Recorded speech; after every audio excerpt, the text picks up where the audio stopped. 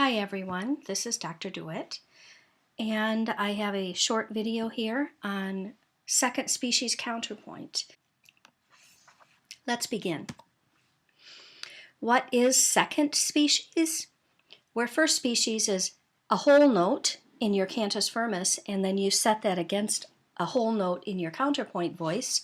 Second species is two notes against your cantus firmus. So we're going to write half notes in our species voice, and we're going to write whole notes in our cantus firmus voice. I put an example here. I'll go ahead and play it for you.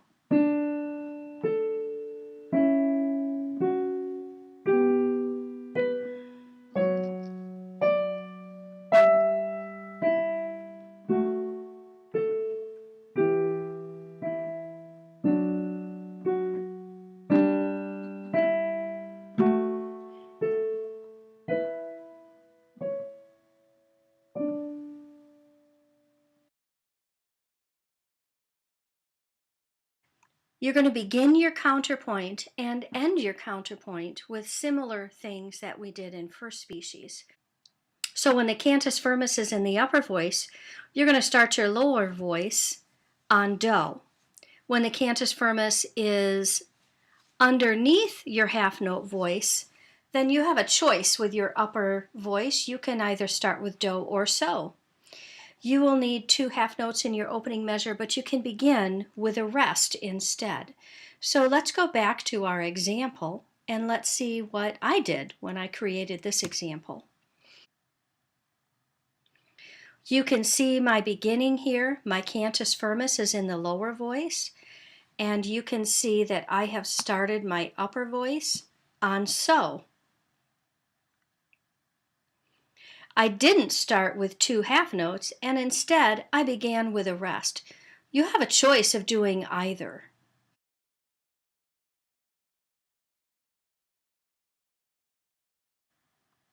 So you can see here that I did begin with a half rest, and I ended up beginning on so. My key signature is G minor, and I have so in my counterpoint voice, so in my half note voice. I could have easily have started also with do right there if I wanted to. In this example, again, my cantus firmus is in the lowest voice. I started on do, and I started with a half note on beat 1, and then I moved to a half note on beat 3. When the cantus firmus is in my upper voice, I always have to begin with do in my lower voice.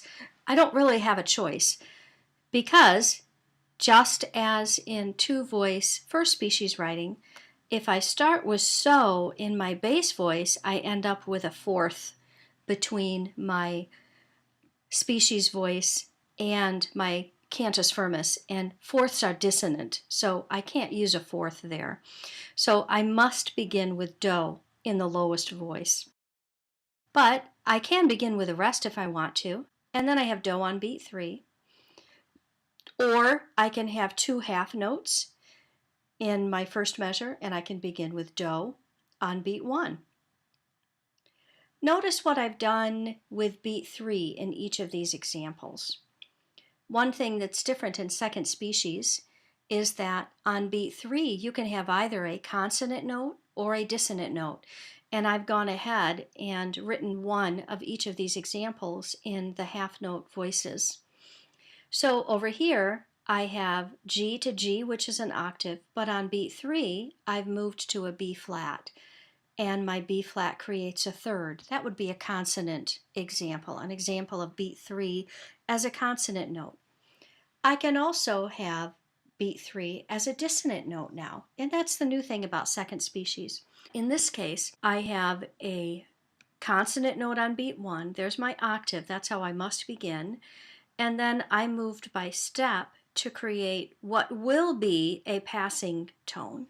My next note in this measure must now be a B, and it must be consonant with whatever my cantus firmus is. Let's move on to the next point, ending your counterpoint. As in first species, you will end with that clausula vera, that true close cadence. So you need to have re-do in one voice and ti-do in the other. In addition to that, the last two notes of every voice must be part of that CV cadence. Well, you know that's going to happen in your cantus firmus. You're either going to end your CF in re-do or ti-do, right? In your species voice, the half note voice, you have a couple of options. In the penultimate measure, you can end with two half notes in that measure and then a whole note in your final measure. Or you can end with whole notes in both measures. And I have a few examples on the next slide. So here are my examples. And you can see that I have an example with the cantus firmus in the lower voice in E minor. And I've also done an example with a cantus firmus in the upper voice in B flat major. In my E minor example, each of my examples go re, do in the cantus firmus. So I've got the second scale degree followed by the tonic. And I also have re, do in my upper voice for my B flat major cadences.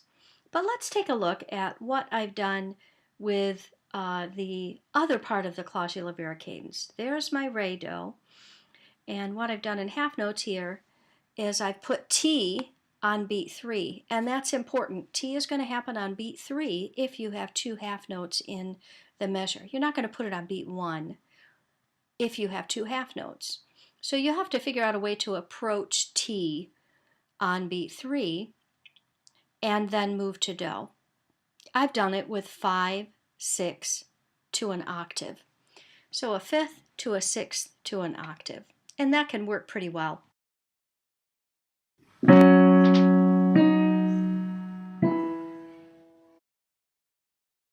This is actually the most common way to end, and that is to end both voices in whole notes. And when you end in whole notes, you're going to end ti, do in your other voice and re, do in your cantus firmus. And of course, those could be flipped around as well.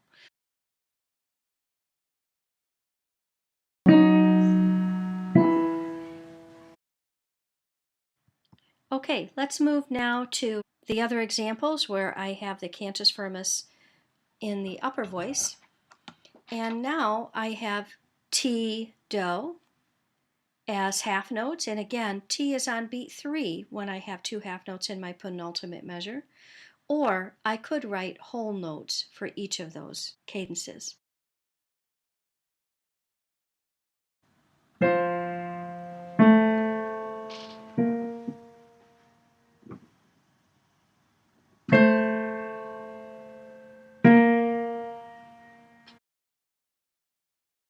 I've got a slide here on what is the same as first species, and I actually have two slides here, and this is kind of a couple of important points.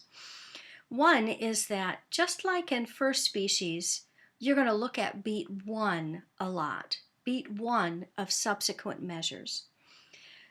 On beat 1 in first species, you can only have consonants. Well, that's also true in second species. Only beat 1's consonants, no beat 1 dissonants. The dissonances themselves and the consonants are the same.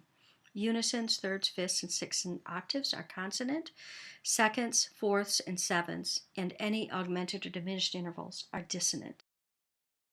Another thing that's interesting about first species is that you can't have perfect octaves or fifths on subsequent beats of adjacent measures. In first species, I call that parallel octaves because the motion is parallel from one octave to the next. But it's not exactly going to be called parallel if I am in second species because I have an extra note in there. So we call them instead accented octaves. So when I have two measures and I have an octave in one measure, and in the very next measure I have another octave, a different octave on a different note, those are called accented octaves, and those are not allowed. So look out for those, that you don't have two octaves on beat 1 in subsequent measures. The same is true of fifths. You can't have accented octaves, fifths. You also can't have accented unisons. Another thing that we know about in terms of first species writing is that you can't have more than 3/3 or 6 in a row. You can't have 4.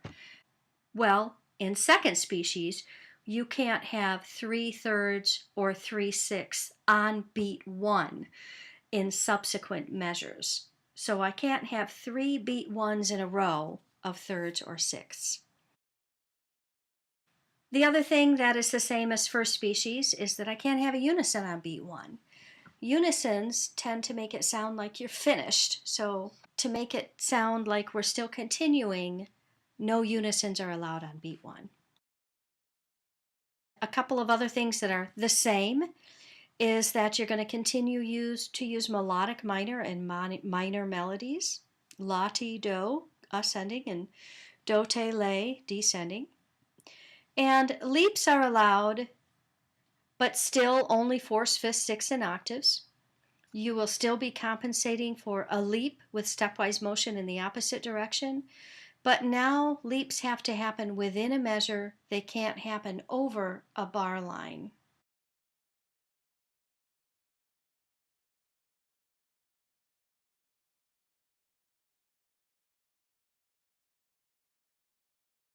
What's new in second species? Dissonance is allowed, but only on beat 3.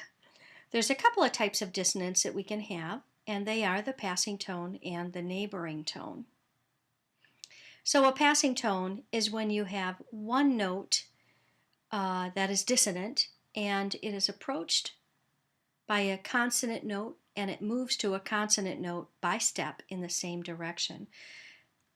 I have an example of a passing tone dissonance in my opening example, so I want to show that to you.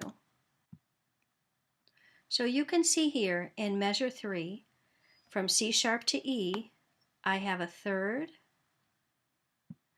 and from C sharp to F sharp, I have a fourth. That fourth is dissonant. I'm going to circle it and label it. From B to G, I have a sixth. My third and my sixth are consonant, and that must happen with any of the allowed dissonances in second species. Your dissonant note must be surrounded by consonant notes. So I'm going to prepare it by step, and I'm going to resolve it by step in the same direction. And we call that a passing tone. Let me play that for you.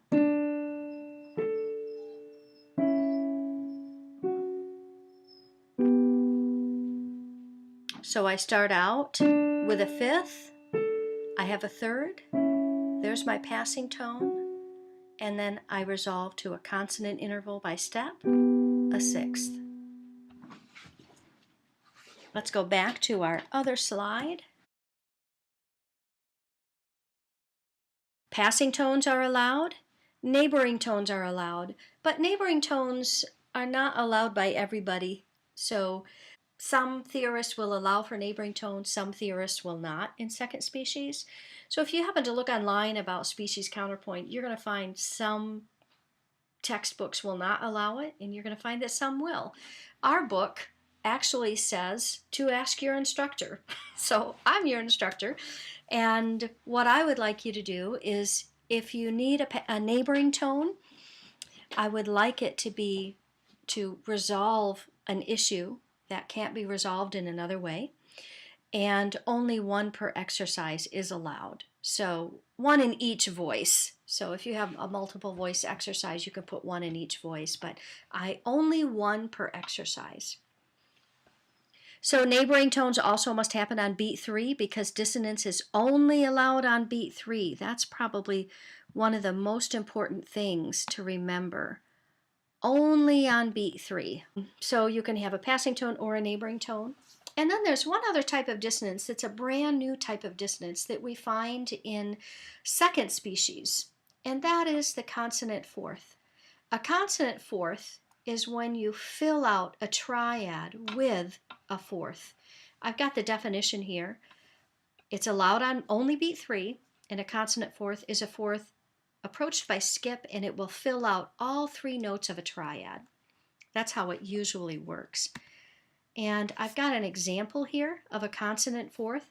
The consonant fourth is when you have a fourth, and because it's part of a complete triad, it sounds consonant. Listen to it.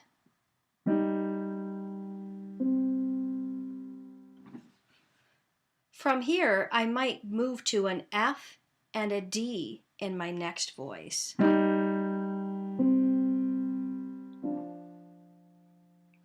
And we don't really hear the fourth in this case as a dissonant interval, but it is because we know fourths are dissonant in the Renaissance period. We don't think of second inversion chords as being part of the harmonic structures that we're going to find in the Renaissance. So, specific things have to happen in order to have what we call a consonant fourth, and that is that you're usually going to begin with the sixth, the fifth, and the third of a triad. And then what will happen is that fourth just fills it in. So we have C, E flat, G all together. It doesn't work the other way around. You can't have your C on beat 1 and your E flat on beat 3 because you can't have any beat 1 dissonance. We don't get the idea that, oh yeah, that's part of a triad. We don't get that idea until we hear it like this. We hear the sixth first, and then we hear the fourth, and then we hear a resolution of some kind. If I do it the other way around, I don't hear a full triad sound on beat 1 because I hear that openness of the fourth. So this is the only way that you can have what's called the consonant fourth, but I encourage you to try them out. They're a nice way to avoid some other issues that might happen. Consonant fourths are most effective with a major and a minor triad. They don't sound quite as nice with a diminished triad. So you want to try to avoid using it with a diminished triad. Okay. Those are the biggest things that are new about second species writing: the use of passing tones, the use of neighboring tones, and the use of the consonant fourth. Again, all of those are going to happen on beat 3. I've got a couple of summary pages for you. You're going to begin the same as first species, but with half notes. You can begin with a rest. You're going to end with a clausula-vera cadence, and we learned that you can either have whole notes in the last two measures, or your species voice can have 2 half notes. Either way, your second to last note must be part of the clausula-vera cadence, either Ti-Do or Re-Do. The third item, beat 1, should be treated the same as beat 1 in first species. But now we look at beat 1 from one measure to the next measure. Beat 3 to beat 1 of the next measure should also be treated like first species. So if I'm on beat 3 and I have an octave, I cannot have an octave on beat 1 of the next measure because then I would have parallel octaves. Okay, you may have noticed that I magically changed this because I had an error in there. So my final item in my summary, in my first summary page, is dissonance is only allowed on beat 3. Dissonances include no limit on passing tones. You can have as many passing tones as you want. You can also have on beat 3 a consonant note, but you can have passing tones, you can have one neighboring tone, and you can have the consonant fourth. So my summary continues with a statement about melodic leaps. If I leap, I have to do it within a measure. So I'm going to start on beat 1, and then I can move up a fifth to beat 3 if I want to. I could leap an octave if I wanted to. The same leaps that are allowed in first species are allowed in second species, but they have to happen from beat 1 to beat 3. You can't do it over a bar line. So if I'm on beat 3, I can't leap to beat 1 of the next measure. I have to either skip, I can go by third, or I have to go by step. So I have kind of more limited choices in some ways from beat 3 to beat 1 than I do from beat 1 to beat 3.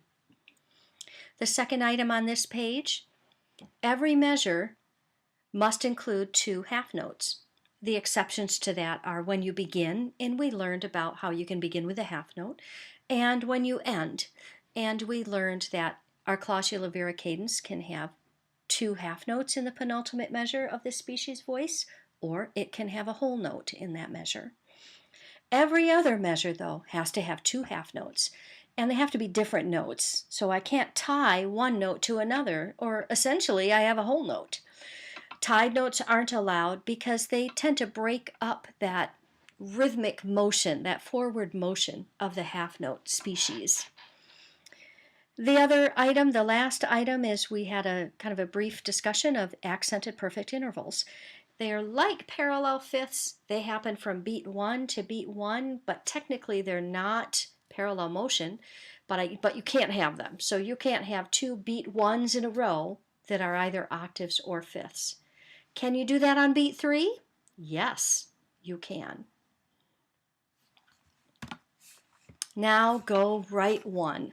Follow these steps. Use a cantus firmus from the textbook or write your own. Make sure your cantus firmus is about 9 to 12 notes. Okay, start with your cadence. That's how I did mine. Write your opening and then work your way backwards. I like to start at the cadence and go back a few measures, and then I go back to the beginning and I go forward a few measures, and I repeat that process until I'm finished. Analyze as you go along so that you don't make the error of making a mistake. And you're going to make mistakes. It's okay. Don't worry about it. Just go back and analyze it and do your best to minimize the mistake. Try not to erase everything when you make a mistake, and instead just try to target the area that is the error. Target the mistake. There's always a way out. You just have to kind of find it. That's all I have in this video. Thank you.